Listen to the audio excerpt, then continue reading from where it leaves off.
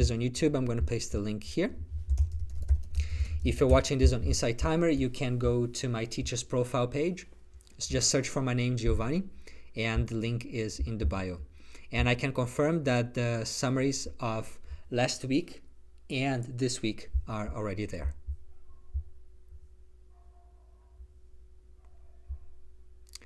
Couldn't find it. Did you go to the right page?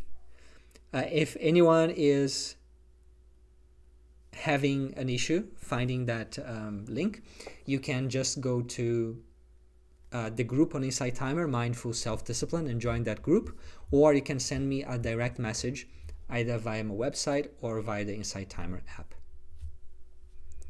Is today's class about distraction and procrastination? It's about procrastination. The distraction one we had a week ago. So I would love to hear from you. How would you rate yourself in procrastination?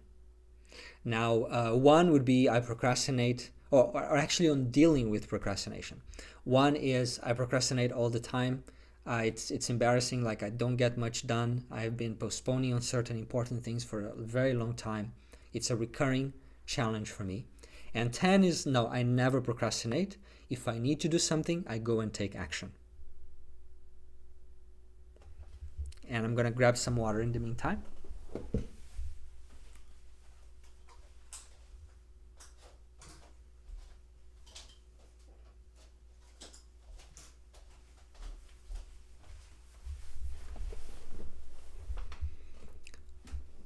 And yes, we are live on YouTube. So I am broadcasting live on my Insight Timer channel and on my YouTube channel. So we got some answers coming. 5, 4, 1, 2, 4, 2, 2.3, or probably 2 or 3. 1, but if I do pause, it becomes a 10. Awesome. Distractions are running my life and I'm procrastinating like crazy. Okay. Yeah. 8. Between 9 or 9 depends on the task. Okay. So it seems that there's a big room for growth, and this class is all about procrastination. So you've come to the right place. So self-discipline is about living life in harmony with your values. It's not beating yourself up. It's not pushing yourself to do the things that you don't want to do. It's actually empowering you to do the things you want to do the things that are most meaningful for you, most purposeful for you. But that without the right tools, without the right awareness and willpower, you end up not doing them because you get caught up in obstacles such as procrastination, which we're going to cover today, but also distractions, self-doubt, excuses, lack of motivation, etc. So self-discipline is not self-punishment, it is self-respect. It is you keeping your promises to yourself. It is you prioritizing the things that are most important in your life. And when you do that, there's a sense of fulfillment. There's a sense of being in control of your life. There's a sense of you know what is important, you're tapping into your potential, and you're really giving your best to live each day according to your values. Now, when you don't cultivate self-discipline, what you experience over time is regret. Regret for some bad decisions, some impulsive decisions, impulsive actions. Regret for not making use of certain opportunities that came your way. Regret for not pursuing your dreams and not tapping into your full potential. This is the journey of self-discipline. It's important for whatever goal you have in any area of your life. Whether you want to improve your career, start a new business, start a family, organize your home, earn more money, grow spiritually, heal yourself, whatever goal in any area of life will require you to take certain action, to sustain that positive action for a period of time until you get those results. And in this journey, you will meet many obstacles. Without self-discipline, you will quit. Or you will tell yourself an excuse and believe it. Or you will, on paper, you're still in the journey, but if you zoom in and look into your day-to-day life, it doesn't seem like you are in that journey because you're not taking consistent action.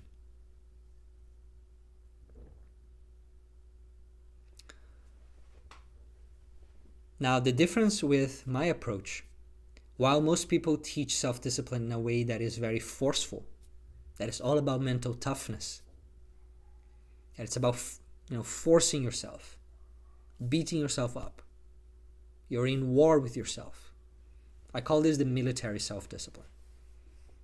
It works for some people, but it's not for everybody, and it's not sustainable. Many people are left out. People who need self-discipline cannot connect with this narrative. And it's okay because it's not the only way. The way I teach it, I call it mindful self-discipline. It's awareness first, then willpower. It's about your aspirations. The more you are aware of your aspirations in your day-to-day life, using them as the compass for each decision that matters, the more you cultivate the tools of awareness so that there is some space between you and your thoughts, your triggers, your emotions, your impulses.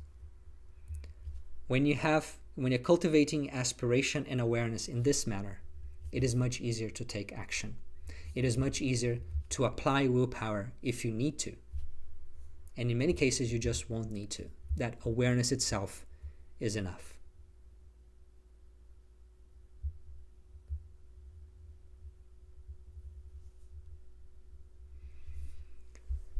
So let me have a look at the comments.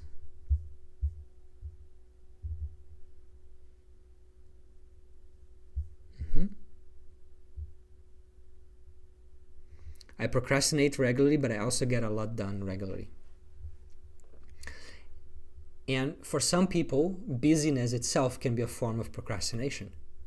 Now, I'm not saying that this is your case, just this reminded me of a gentleman that I work with, that he is successful, very successful at what he does, but he's not so consistently working on an aspiration that he has, and instead he keeps himself busy with productive work, but that it's easier than the work on his aspiration.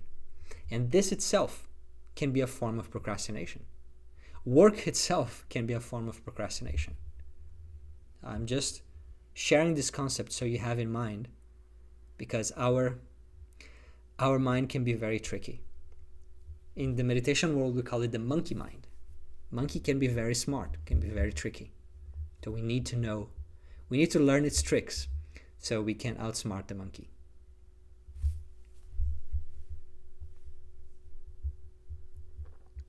Productivity coach.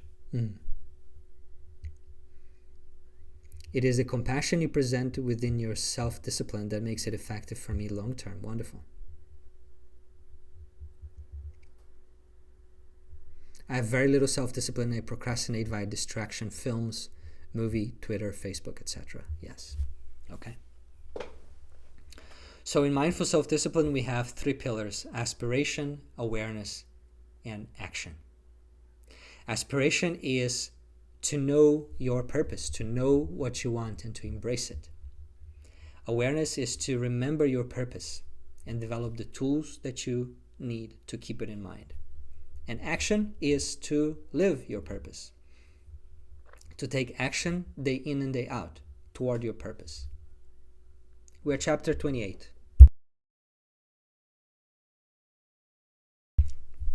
The weather where I am here now in south of Brazil is crazy. Sometimes it's warm in the morning and then cold in the evening and vice versa. So now just suddenly it's becoming cold. Okay.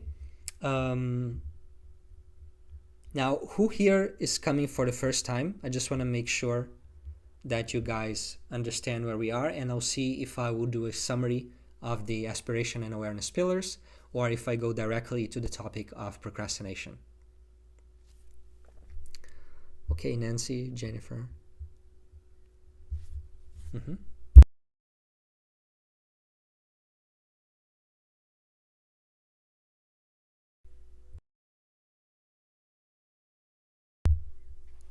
Okay, lots of new people.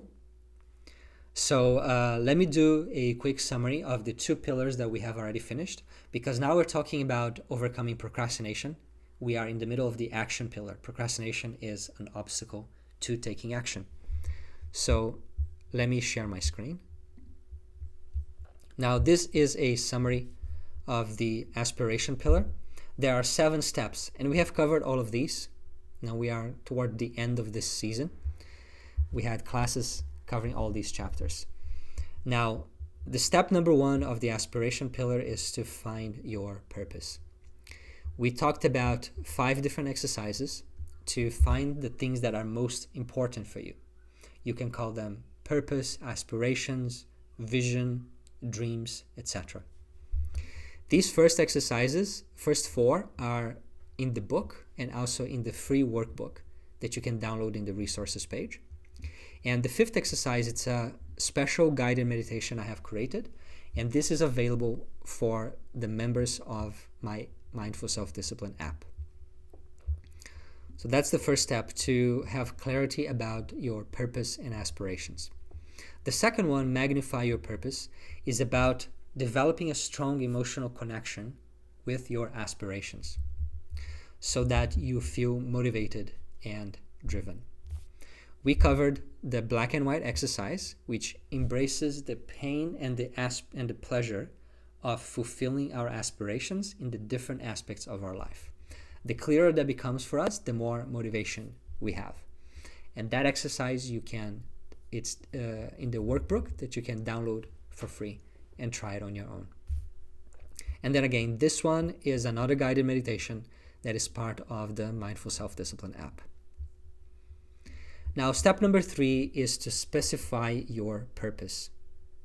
That is translating your aspirations, which are more broad and lifelong, into specific goals. We use the SMART goals framework for this, and that's what we covered. Now, once you know your aspirations, you are motivated about them, you have translated them into specific goals. Now it's all about prioritizing them in your daily life.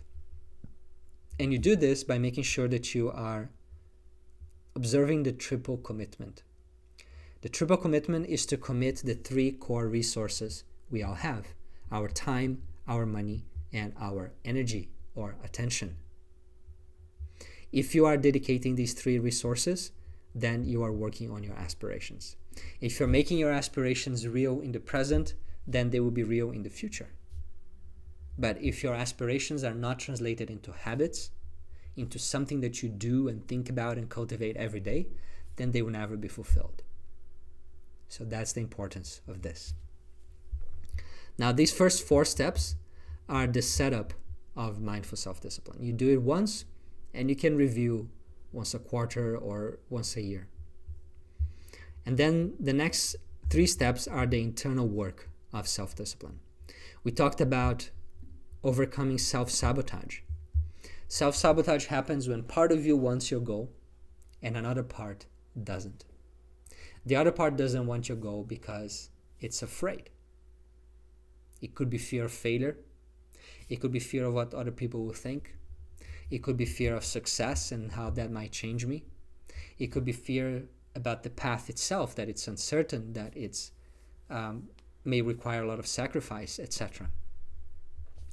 You need to find out if there is any part of you that is afraid of embracing that goal. And if there is, you need to become aware of it. You need to dialogue with it. You need to solve that conflict, that resistance, so that you can move forward wholeheartedly. Otherwise, it can feel like you're trying to move forward with your handbrake on. You will spend a lot of fuel, but you will not go very far. Then these last steps here are about mindset, cultivating ownership, which is taking full responsibility for your life, cultivating self-belief, that you believe in your goal is important and it's worth it. You believe in the path, that this path will take me there. And you believe in yourself, that I can do this, that whatever obstacles come my way, I will find a way to overcome them. I will find a way to solve, and I will continue moving until I achieve my goals. That is self-belief. And I've written another book on self-confidence, which is self-belief is part of self-confidence. That one will be ready March next year. So you can keep tuned in. So when I share the news, you know it's coming. And then finally is your willingness to make an offering, to let go of anything that is not aligned with your goals, with your values. That imagine you are in a hot air balloon. The higher you want to rise, the more you have to let go of the weight. The weight is what's keeping you attached to the ground. There is that gravity. So likewise, if you want to make a change in your life, there is some dead weight in your life and inside of you that is preventing you from moving forward wholeheartedly with all your energy. And sacrifice is our ability to be so connected with our goal, with our why, with our purpose, that we look at that dead weight and it feels like it's a no-brainer. Yeah, let me get rid of this because it's not helping. And what I'm leaving behind is less valuable than what I'm aiming toward. So that is the summary of the aspiration pillar. We covered this in 4 different sessions. And in the book, I think it's around 90 pages. Then we have the awareness pillar. Now, there are 3 core practices of awareness: meditation, integration, and reflection. Meditation is something that we do every day, and it's important to find the right technique. To find the right technique requires understanding how meditation works, how the different types of meditation work, and ideally going through a period of time where you are experimenting with different techniques. I have created a course that is available here on Insight Timer, on the Insight Timer app. It's also available in my own app, of course, but it's available here for those of you who are paid members, which is find the best style of meditation for you. That will take you through 9 different techniques, and it's a good starting point for this journey. I'll talk about integration in a moment. Reflection. It's not enough to just go through life. You know, we say that time brings wisdom, but it's not as simple as that. You can achieve in a year the wisdom of a lifetime if there is deep awareness and self-reflection. Wisdom is experience plus reflection. Just experience itself is not enough. You may need to repeat the same experience 10, 15 times until the coin drops. Or you repeat it once and then it drops because you are thinking about it. You are reflecting. You are aware. There's a story that comes to mind now, and today's class is not so long, so I have the time to share this story. It's from Zen, and they say that there are 4 types of horses. This was back in the day where, you know, having a cart with a horse was the way to go from A to B. The worst kind of horse, no, the best kind of horse, when it sees the shadow of the whip, it will move. The second best horse will move when it hears the whip crack. The third best horse will only move when the whip touches his skin lightly. And the fourth horse will only move when it goes into his skin deeply. Now we can say that the same thing is true for us human beings. If we are very aware, if we are very attuned, if we are doing self-reflection, then we can learn much more quickly in life. And just seeing the shadow of the whip is enough. I will not go there.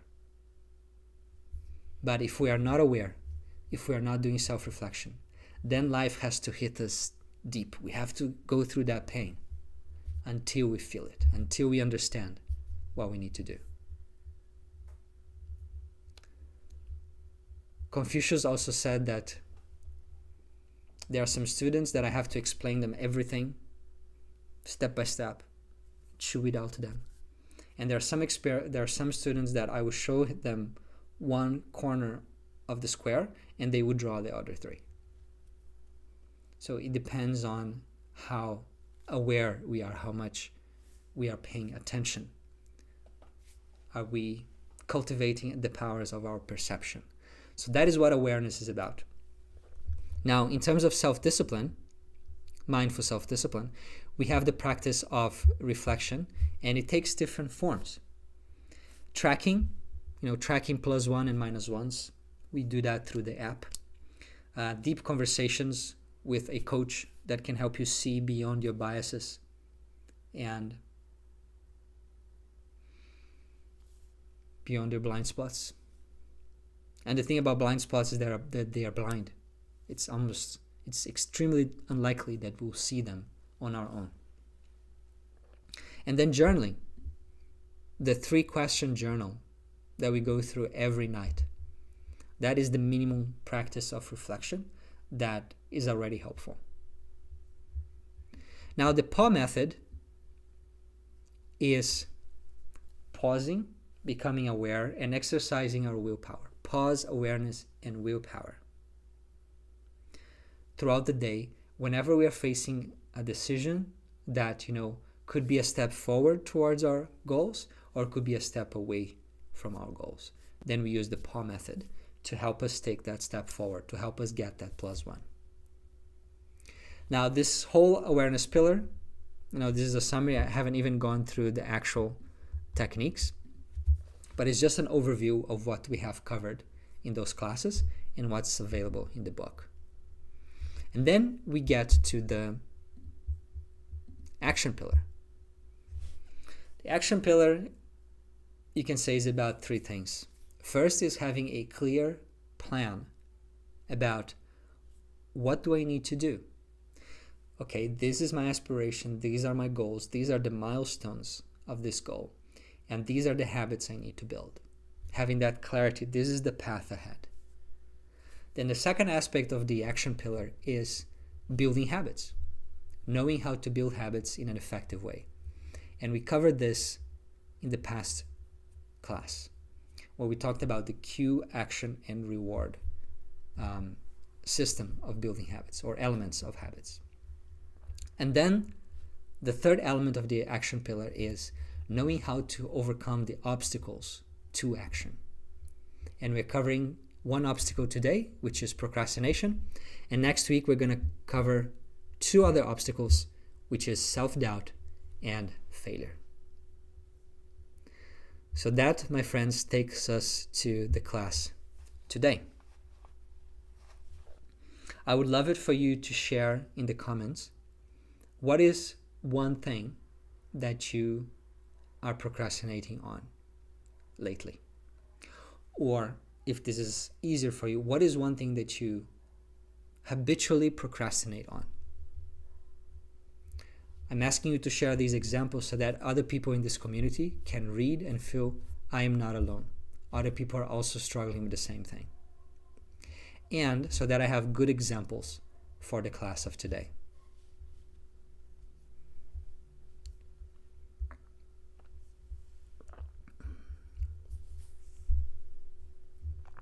Michelle Howard asks on YouTube, will the video be available for replay?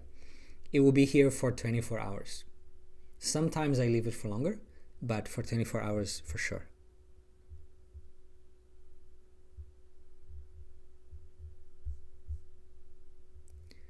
Okay. Now, so some answers about what are we procrastinating on: doing the taxes every year, journaling, so a particular decision, work, updating my resume, writing, decluttering, bedtime,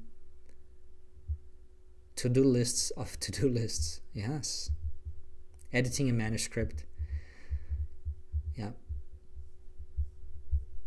writing, training, studying, exercise, cleaning, looking for a new job,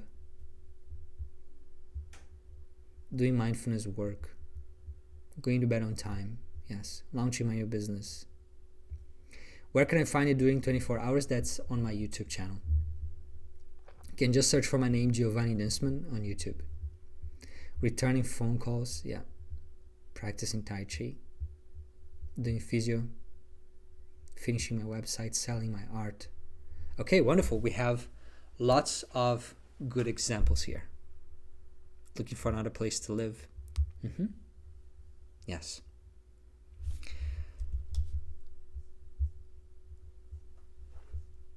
Now,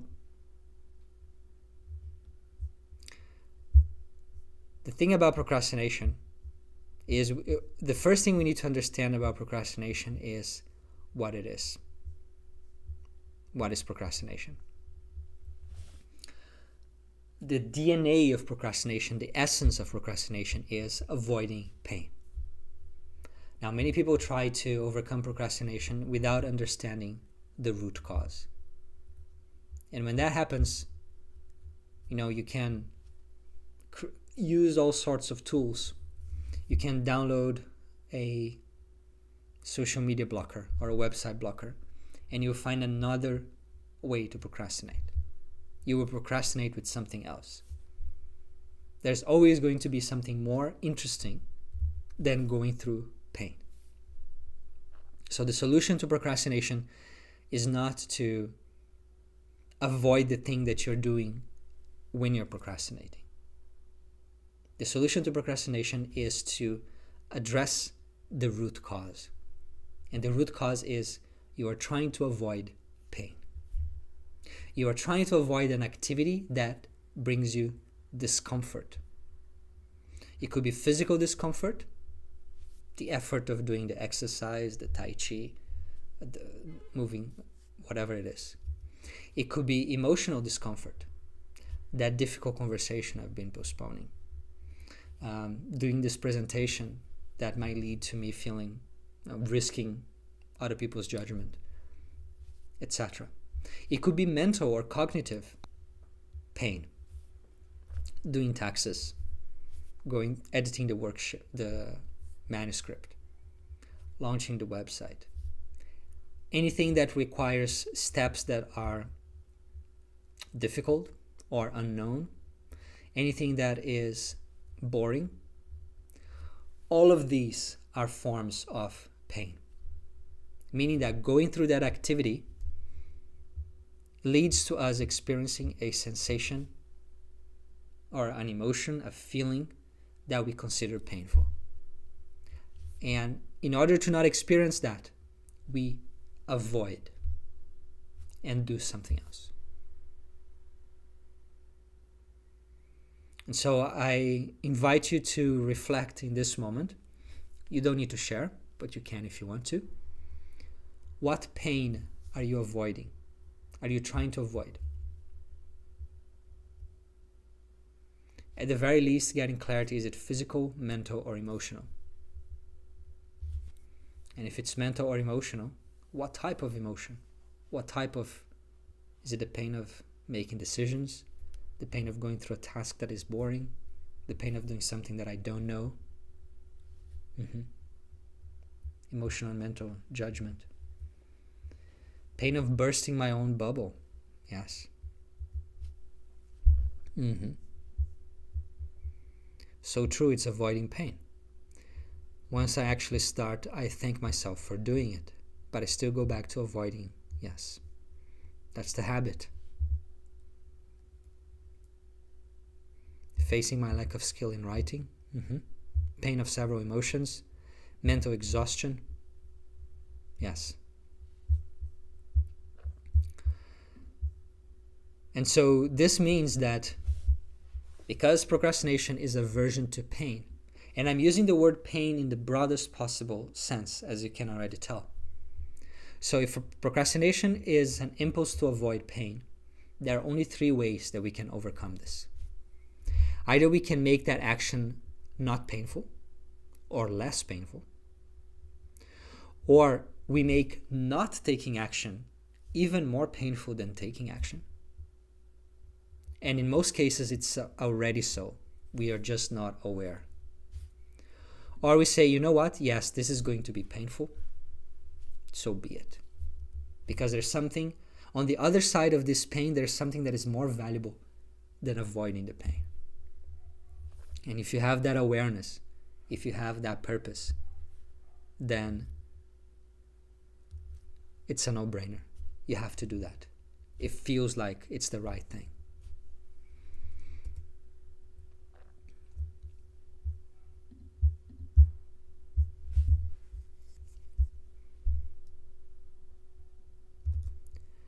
Now, just before I go back to full screen mode. So this is the vicious cycle of procrastination.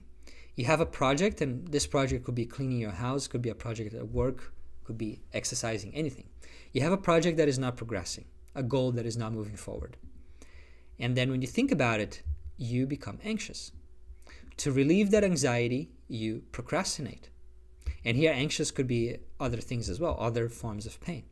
To relieve that anxiety, you procrastinate. And then you become even more anxious because now your project is late and you're wasting time. And then it goes on and on and on. That is the vicious cycle of procrastination.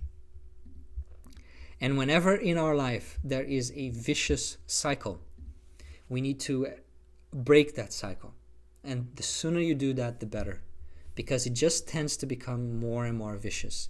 It just tends to become more ingrained because it's a habit. And when you break a vicious cycle and you start turning things around, then you get a virtuous cycle. That's what we need to do with procrastination. So let's talk about the 3 aspects or the 3 ways to overcome procrastination. And as I mentioned, we always start with awareness. What pain am I trying to avoid? That is a question that can lead you to awareness, that can help you raise awareness in that moment. What am I running away from?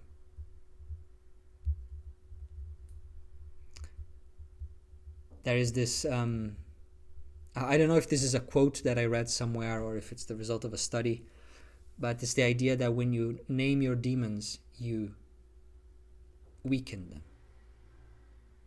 Right? So asking these questions is a way to name your demons, to see clearly what it is. Then you choose one of the 3 methods. You don't need to do the 3 of them. You can use more than one, but often a single one is enough. So the first method of overcoming procrastination is to decrease the pain of action. You're avoiding action because it's painful. Let's see how we can make that action less painful. And the key concept here is the idea of baby steps.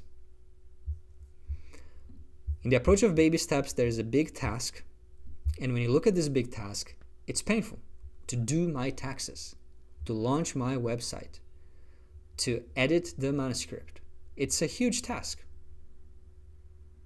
It feels painful. You don't want to do it. Now, if you break it down into baby steps, to do the taxes might be to download the form and fill the first field. To edit the manuscript could be to open the Word file and edit the first page. Now, when you think about it this way, it's less threatening. Edit the manuscript, can't do it, don't want to do it. Open the file and edit 1 page. Okay, I can stomach that. To launch my website, well, it could be go and choose a domain name. First step.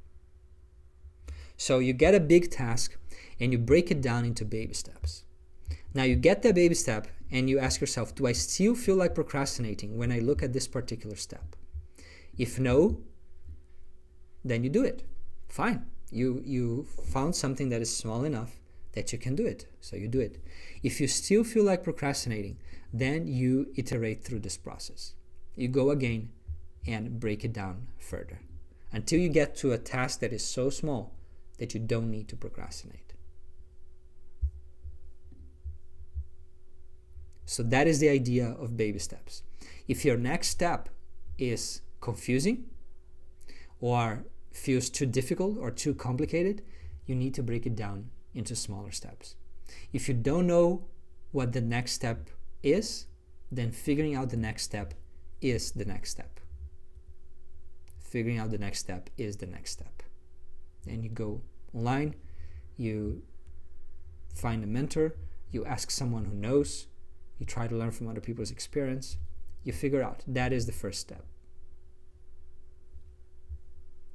Now, baby steps are meaningful because they allow you to get a taste of success.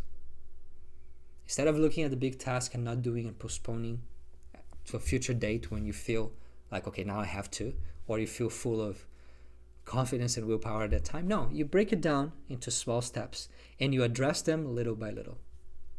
And every time you complete a baby step, you are getting momentum. You are getting a taste of success, a small win. And that builds your confidence. Then when you have more confidence, you're more likely to take further steps. There are studies we know that in the animal kingdom, if an animal wins fights against weaker opponents, he is more likely to win fights against stronger opponents. Baby steps. He has built up that confidence rather than just facing the big problem all at once. These small actions, they may look meaningless. And that's the problem, the challenge that most people have with baby steps is that they feel, you know what, this is a bit silly. Like, this is so small. I feel silly kind of focusing on this small thing. But that's the wrong way to think about it. You're focusing on a small thing just so you're getting momentum. No step is too small, right? Getting stuck and not taking a step is a problem. Taking a step forward that is incredibly small is not a problem because now you are in movement. Now you're beginning to get momentum. And after a while, you won't need to be taking baby steps anymore. You can take leaps, but you start with baby steps. The effects of baby steps compound over time. The effect of not taking steps also compounds, but in the wrong direction.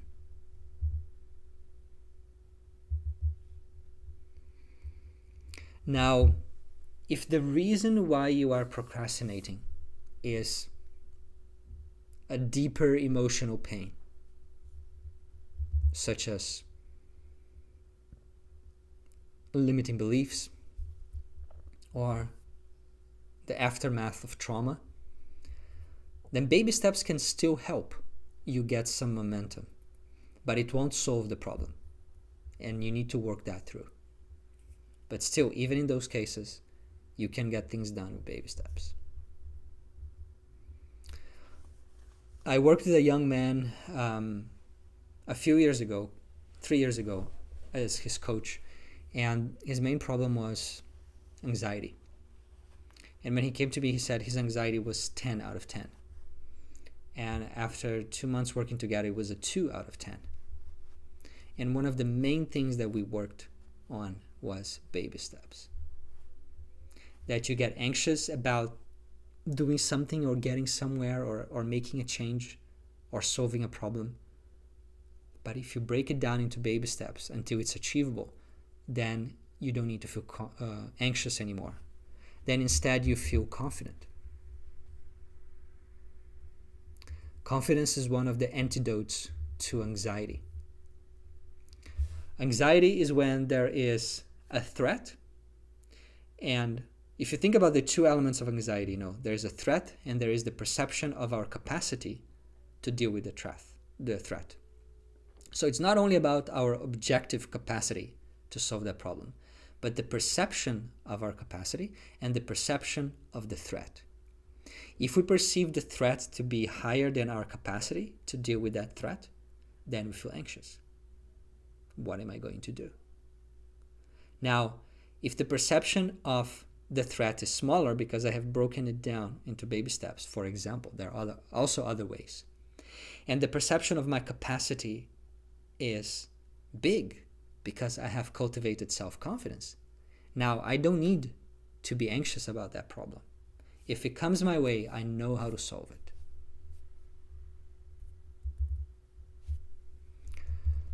So this is the value of baby steps. Now, if you look at these two charts here on the left, the usual is that the action we are trying to take is very big. It's a big action. And then we need a lot of motivation because it's a big action. Now, we are unable to overcome obstacles over time, and then we soon give up. Now, if the action is small, we don't need that much willpower or motivation to get started. And we increase the difficulty over time. The small habits compound to big results. And then over time, we are able to take action. We are able to move forward. So that's what baby steps allows us to make progress. Now, my question for you is, how are you going to implement the concepts of baby steps in your life? If you can share with me one way, one baby step that you're going to take to start moving forward.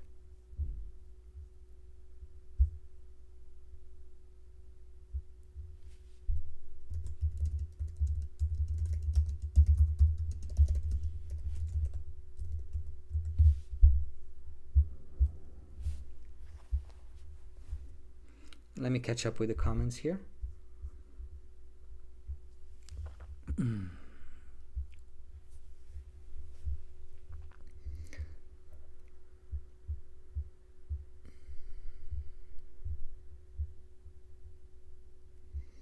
My story is that I make up my mind that I am greater than I actually might be in actual reality.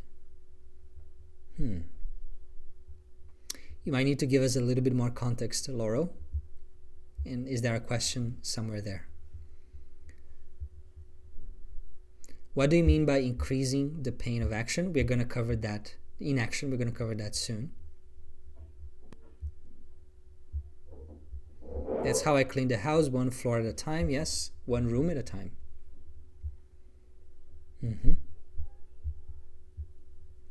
I think baby step is the solution. Yes. It's a big part of the solution. I would download the file that my co-author sent and review. Make a list for the next day every evening. Yes. Apply to a new job by the end of next weekend. Do 5 minutes of journaling. Tell myself if I can do this small step, then I'll feel a great sense of accomplishment. Organize items to include in my resume. So all really good ideas about baby steps. Obtain a license to sell my art at the market. And if even that feels like it's too big, you can break down that step even further. What does it mean to obtain a license? Well, first is I need to figure out where I obtain that license. Then maybe I need to make a phone call, then download a form, then fill a form, then send it, then follow up, etc.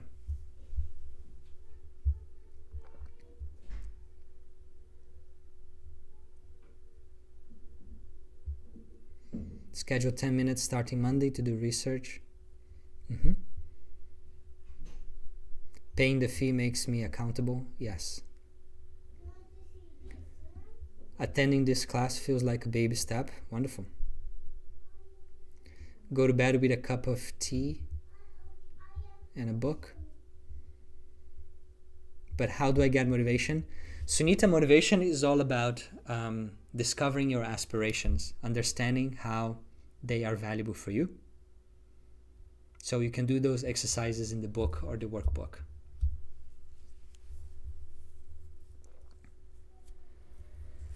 Okay. Thank you all for sharing. So that was the first method of dealing with procrastination. Now, the second method is to increase the pain of inaction. So first is to decrease the pain of action. Action is no longer painful. If that doesn't work, or if you rather the second method, this one is about increasing the pain of inaction. What does that mean? When you're procrastinating on something, there can get a point where you feel like, I just have to do this. It's painful to procrastinate even further because you are aware of the consequences of not taking action. And the truth is, if that activity is connected to your values, to your aspirations, to your goals, then you may be avoiding now because it's somewhat painful. But it's only because you're not fully aware of the pain that you're falling into when you're avoiding this smaller pain. You are delaying your goals. You are delaying the positive changes that you want to make in your life. By avoiding this small pain of taking action, you are falling into a bigger pain of delaying your goals,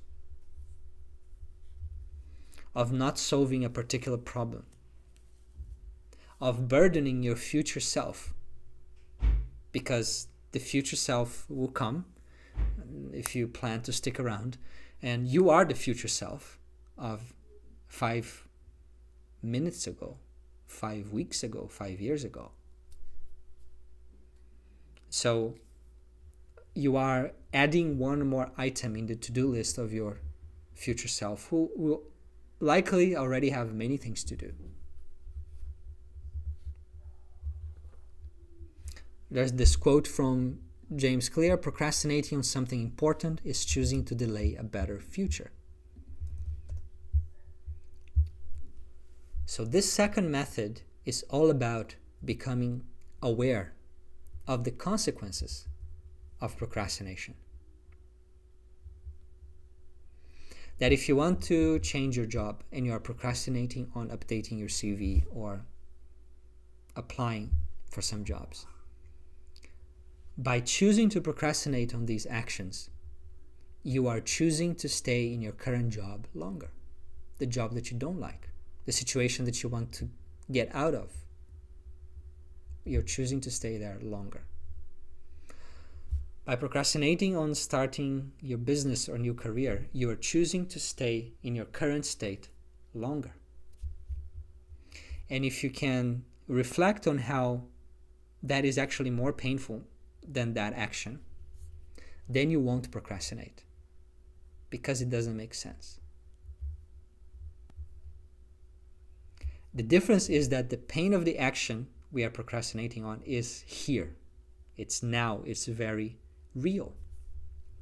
While the pain we are falling into by procrastinating is more abstract because it's in the future. It's delayed. It's the same reason why we choose instant gratification over long-term goals, because it's here now. It feels real. So we need to close that gap between the present self and the future self. We need to put on the table the pain of taking action and the pain of not taking action at the same time, as if that pain of not taking action, which is in the future, as if it is here now, so we can see them together. And then moving forward will be a no-brainer decision.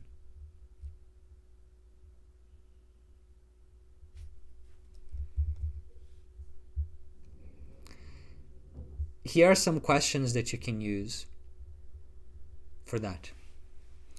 What pain am I falling into by avoiding this?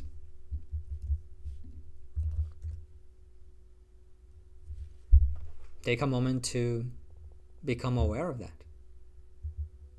Maybe it's the pain of staying in a toxic relationship for longer, or a toxic workplace, or of not having enough income, or of not enjoying good health? What are you delaying? What is this decision doing to my future self?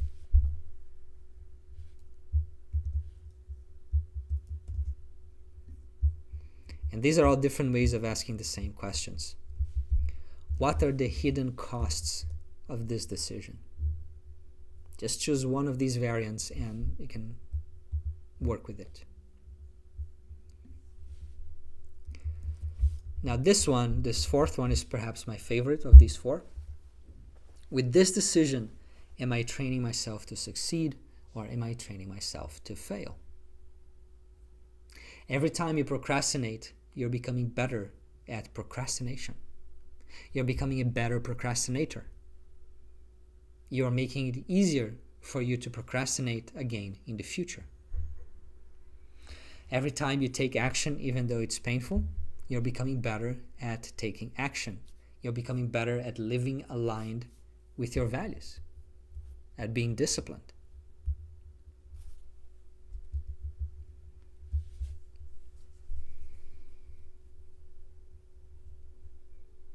So Esther Harris is saying, I avoid because of fear, projection, overwhelm, resentment. Yes. So this is the pain that you're trying to avoid. Now, if you know how to go through those emotions mindfully, and we have the ROAR method in the app, which is created for these things to help you process negative emotions, then you can go through that task without these negative emotions, and you don't need to avoid it.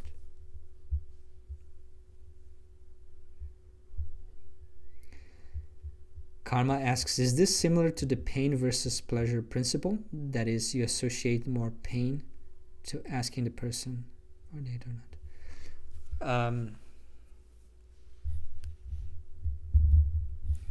Not sure I fully understand the question, but yes, procrastination is about avoiding pain. And so we just become aware that that decision is actually more painful.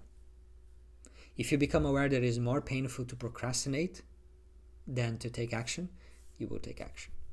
Because between two pains, the brain will choose the lesser one, the lesser of two evils.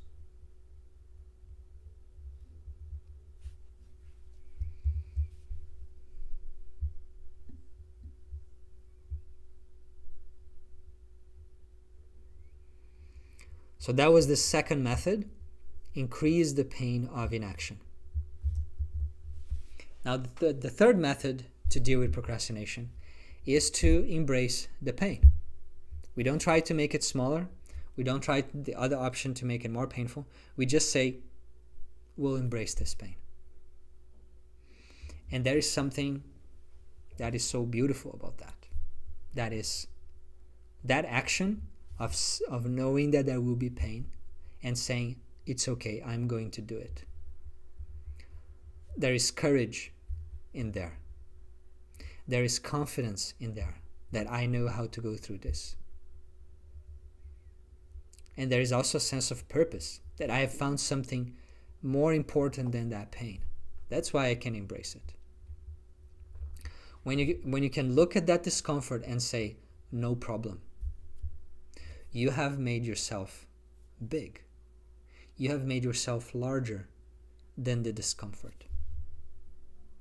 But if the threat of discomfort comes and you go the other way, then you're bowing your head to the discomfort. And then fear of discomfort will control you.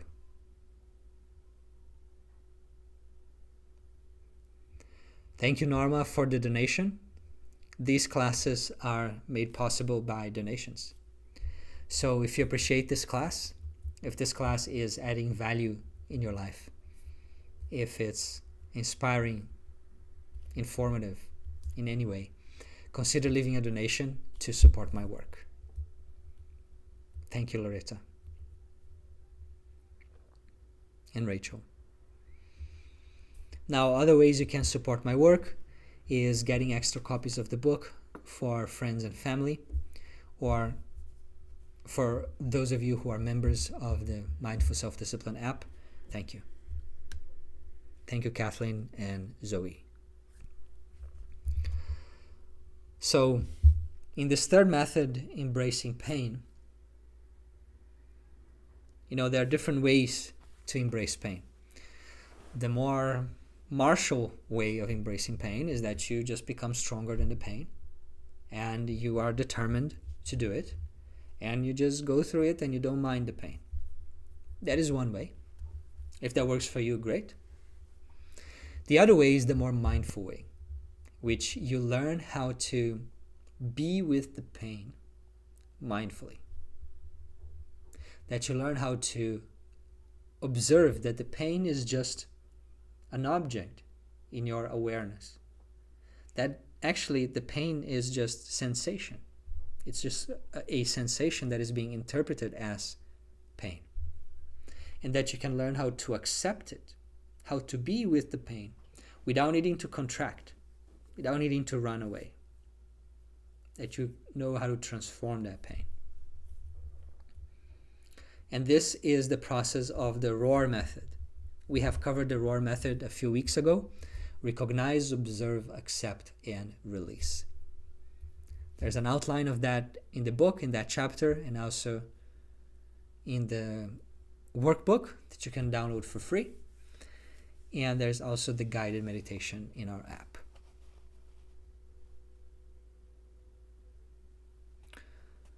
So embracing the pain means that you refuse to run away. There was a time in my life that around 4 years ago that we had just had our daughter, and the shift from 4 to 7 a.m. was mine. I needed to be around if she needed anything. Now, at that time, I was not yet waking up at 2:30. I was waking up at 5:30. So waking up at 4 was very challenging for me. It was painful. I remember that in the first days, I would just, I don't know what happened. I woke up, it's 5 or 6. Like I unconsciously turned off the alarm. And then I realized, no, of course, I need to keep my phone away from my bed. So that's not possible. And so then I would successfully wake up, but I just couldn't even keep my eyes open. So much it was hard changing that habit. Now, the turning point for me was when I began telling myself, when I was going to sleep the night before, that tomorrow the first 10 minutes will feel like hell. And it never felt like hell. That was an exaggeration, and I knew it. But the point is, by saying that, I was training myself to learn how to accept that pain. And what this is doing also is it's allocating more resilience than the task needs. It's allocating more willpower than the task needs. And so the task feels easier. So learning how to embrace the pain, how to eat the frog, as it's commonly said in this space, requires you to fine-tune your self-talk, or to learn how to let go of that resistance in your body. And fine-tuning the self-talk can be the example that I just gave. Sometimes I sit for a specific meditation practice, let's call it this, in which I have to chant a given mantra an X number of times. Let's say 2,000 times or 5,000 times. And I know it's going to take 2 hours or 2 hours and a half, in some cases 3 hours. And that it's better if I don't move during that time. Now, I know that it's going to be difficult. I know that it's going to be painful. But if I make the decision, the resolution to do it, then I am choosing to embrace the pain. And then it's that practice in the moment of releasing that resistance and allowing that to just be a sensation. And if I notice that the mind is trying to reject the pain, then I counter that by saying to myself, let there be pain. It's okay. Pain is going to end. Sooner or later it's going to end. But I'm doing this for a purpose. And that purpose is more important than the pain. So this is the third method, to learn how to embrace the pain. You can do it just forcefully based on willpower, or you can integrate mindfulness tools to learn how to release that pain.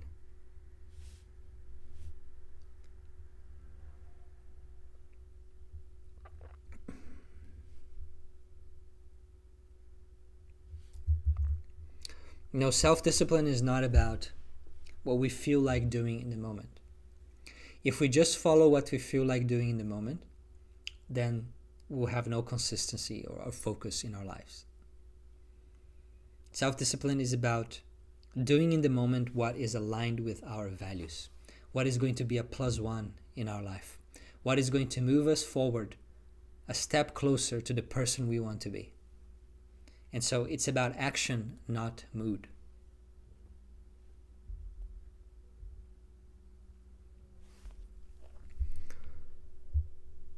All right, I'm going to have a look at the comments and then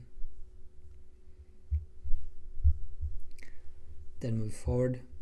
How do we transform pain? Well, basically by transforming our relationship with pain. If you transform the way you react to pain and the stories you're telling yourself about that pain, then you're transforming it.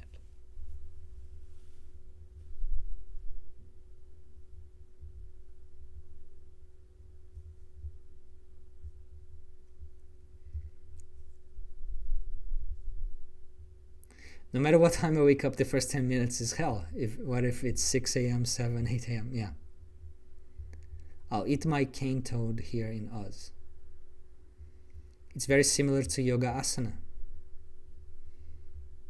in the sense that there is some pain as you're trying to stretch your boundaries. Is that what you mean?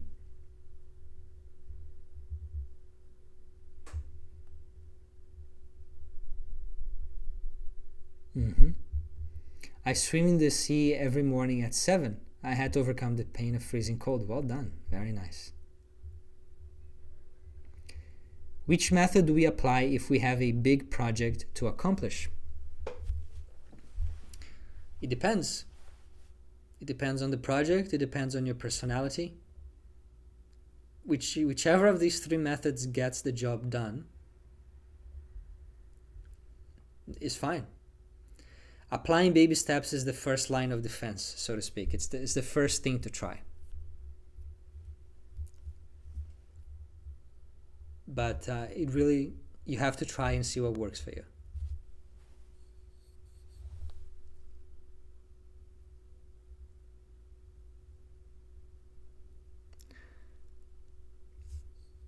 Can I give an example of transforming the reaction in the stories we have to pain? So that's just the example I gave with the pain for sitting in a long meditation session. The story that would naturally come is like, this is painful, I have to move, it's gonna get worse. That's the story that comes. And then the story that I tell, that I overwrite, is that this is okay, this is going to end. It can get much worse and I'm still gonna be okay. I'm doing this for a more important reason. You see how it changes the way you feel just using this story versus that story? I already feel the difference now just saying out loud. And so it transforms.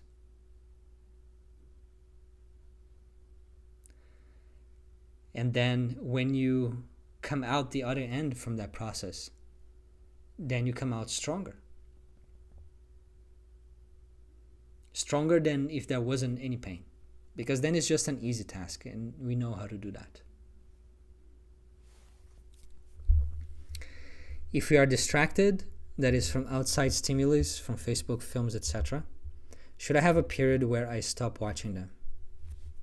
Okay, so this is definitely helpful. It's helpful to have structures in your day for when you're going to engage with distracting things. Now, what almost everybody says is schedule focus time. And that's good. I also recommend that in the book. I call it the power hour. But even better than scheduling focus time, which is a time that we are not engaging in any distractions, no matter what. Better than scheduling focus time is scheduling distraction time. Now, what do I mean by that? I mean that focus time is the rule and distraction is the exception, other than the other way around. So what this would look like is you can say, this half an hour in the morning and this 1 hour in the evening is when I am going to check social media, news, games, forums, Netflix, whatever is your favorite entertainment. And during that time only. And for the rest of the day, it's as if these services do not exist.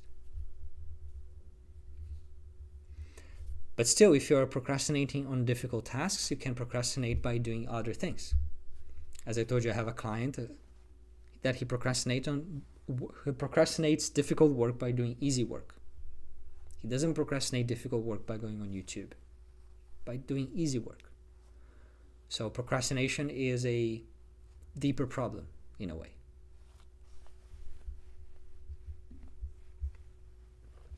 So in the workbook, you will find the ROAR method explained. There's a one-page summary of the ROAR method. And there's also the baby steps exercise.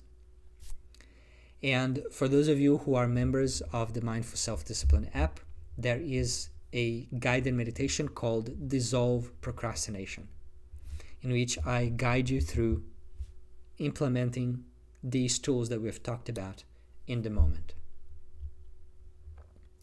So that's what I had prepared for today. Today was a bit of a shorter class. If you have any questions, now is the time. And if not, we'll wrap it up. Thank you, Laurie, and Peace for the donation.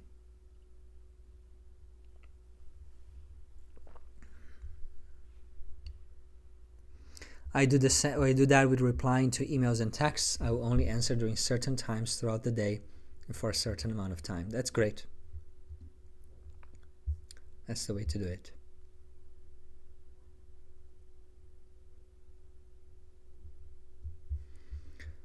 Okay, let me see if there are any questions on YouTube. Esther, the ROAR method. It's RAOR. ROAR method. ROAR. ROAR method. That is something that I've explained weeks ago. And there's a guided meditation in the app. But if not, you can just find information in the book or in the free workbook.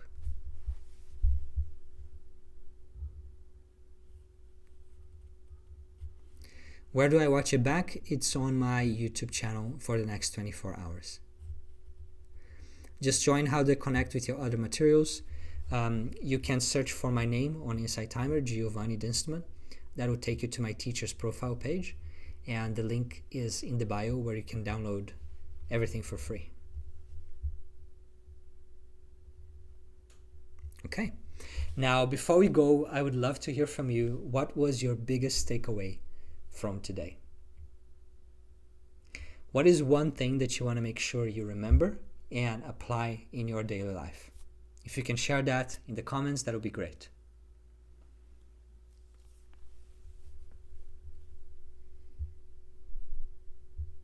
Peace, getting started with what? Baby steps, paw. Have you updated the workbook, or is it the same as, no, it's the same workbook. I am going to make available a print version. A couple of people told me that instead of doing it online, they like to print, and there's a lot of ink, so I'll make a printer-friendly version soon. Embrace the pain and move through. Tell myself I can deal with the pain. I am stealing from my future happiness. Ooh, I like that term. stealing from my future happiness. Comparing the two different experiences of pain, I like this baby steps approach. Procrastinating sets up future failure.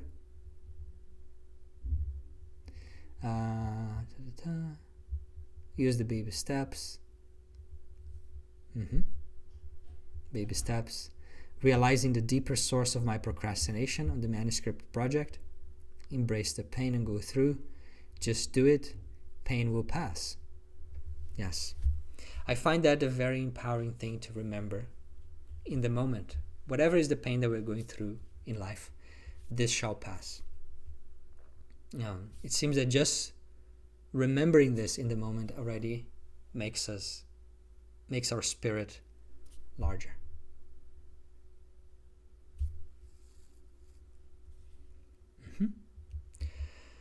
So I think that's it. Now, next class.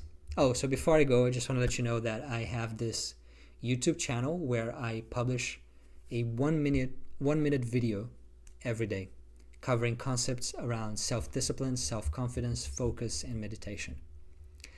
And these classes here on Insight Timer, they are the deep dive, where we meet once a week for an hour and a half.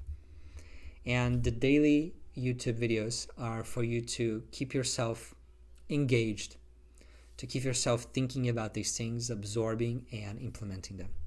So you might want to subscribe and let me know what you think, and if you have any ideas for future videos. And there's also a newsletter that you can subscribe to. Every Monday I publish a new article on these topics. This week will be about how to find your aspiration. All right, my friends, so next week we are going to talk about, let me just see here, we're going to talk about overcoming self-doubt and overcoming failure. So there will be chapters 29 and 30 of the book. So I hope to see you all next week. And until then, stay disciplined and take care. Thank you.